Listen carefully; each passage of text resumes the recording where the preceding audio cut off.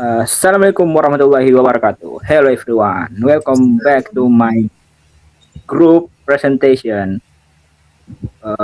My group is group 5, and today we will presentation about a picture discussion, and the topic about this picture discussion is about war, power, and civilian impact. But before we get to the presentation, let me introduce myself. My name is Muta'allim Ahmad, and my group name is. My name is Andi Sri Ayu Mayzaroh. My name is Putri Timang. My name is Fanya Wulandari. My name is Khadijah. And my name is Nursyifa Hatta.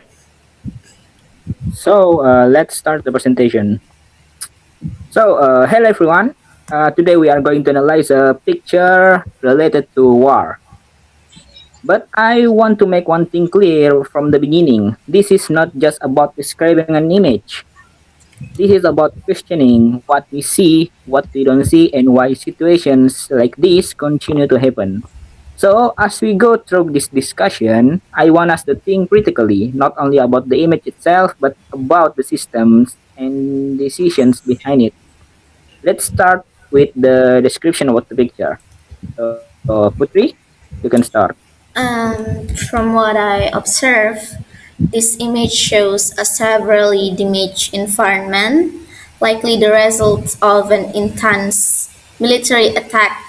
The buildings are not partially damaged, they are almost completely destroyed, which suggests a deliberate and powerful impact. In the center of the image, there is a child crouching with his hat in his hand in the middle of the ruins. What makes this powerful is not just the child's presence, but the absence of everything else. No family, no visible help, no sense of safety. But I think what's more important is what this absence represents. There are no emergency responders, no visible authority, and no immediate support. This raises a question. Is this just a moment after destruction, or this is a situation where help is delayed or even neglected? If it's the second, then this image is not only about war, it's about what happens after war and how civilians are often left to deal with the consequences on their own. I also noticed the child is not running or reacting. This could suggest shock or confusion, which highlights the psychological impact of war, not just the physical damage. So, before we even interpret further, I think this image already forced us to question responsibility, not only for causing destruction, but for failing to respond on it. What do you think, Fanya? I agree with Putri, but I want to push it further. I don't see this as a failure. I see it as a consequence of calculated decisions. The situations exist because someone somewhere um, dedicated that achieving certain goals was worth the risk of cheating schemes like this. And what concerns me is how often images like this are reduced to emotional reactions, sympathy, sadness, without leading to real accountability. We feel bad, but nothing's changed. So I think the image is not only showing suffering, but also exposing how easily human cause becomes secondary in politic decisions. But maybe I'm being too harsh. Khadijah, what do you think?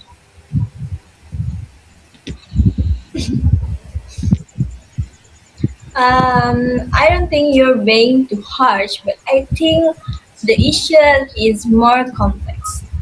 war is often presented as necessary whether for defense, national security, or survival.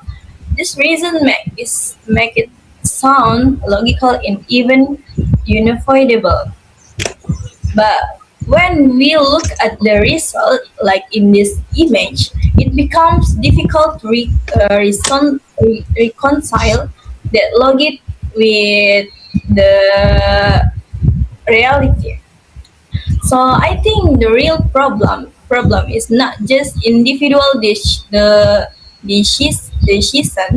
but a global system that normalizes these outcomes. We use terms like collateral damage to make it sound acceptable, but in reality, it represents real human suffering. And I think this normalization is dangerous because it makes people likely to question this situation. But yeah. That's that's a good opinion from you. But let me challenge that. If a country is attacked, do they really have a choice? Are we expecting them to avoid war completely, even it means risking their own survival?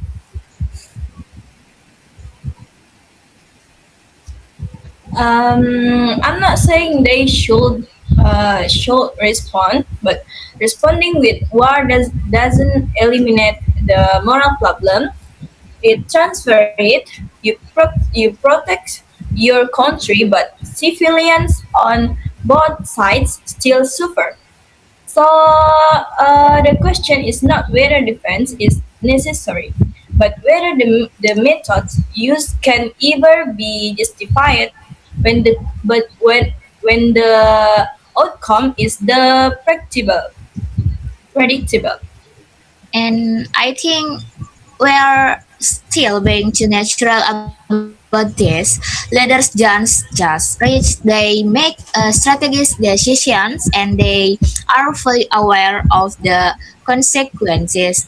So when civilians suffer, it's not completely unintended. It's often considered an acceptable cause, and that's the part I find difficult to accept because the people who make this decision are rarely the owners of a state directly.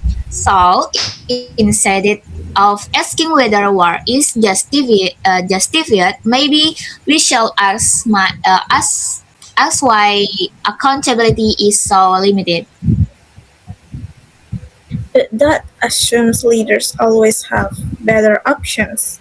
In reality, diplomacy can fail, negotiations can break down, and sometimes conflict escalates beyond control. So if a country chooses not to fight, is not that also a decision that could harm its people in the long run?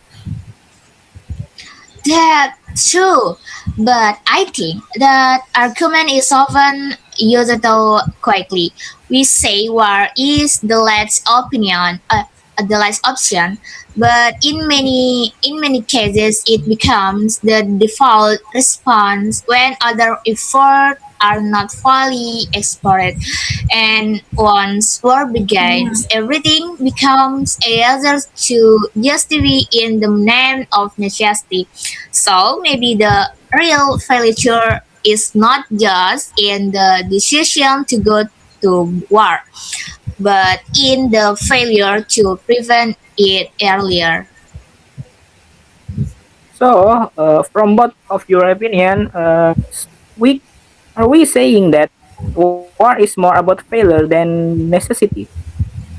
In many cases, yes. Not always, but often. Because if systems were stronger, diplomacy, international cooperations, conflict resolutions, then situation might not escalate to this point. So I think war reflect both necessary in the moment and failure over time. I think what this discussion show is that War cannot be understood in simple terms like right or wrong. Every justification, defense, security, survival can make sense at a political level. But image like this challenge that logic by showing consequences that cannot be justified in human terms. So maybe the real issue is not finding a perfect answer, but recognizing that every decision in war creates consequences that someone has to bear. And unfortunately, it is often the most vulnerable people, like the child in this image, who carry the heaviest burden. And if the pattern continues, then the question is not only about war, but about whether our global systems are truly designed to protect human life. And that's what makes this image powerful. It doesn't give us clear answer, but it forces us to confront uncomfortable questions. And maybe that's the point, not to simplify war, but to understand its cause more honestly. And I think this end of our discussion. Thank you for all to share your opinion, and also thank you for whoever watching this video. And that's all from our group. Thank you. Wassalamualaikum warahmatullahi wabarakatuh. Waalaikumsalam warahmatullahi wabarakatuh.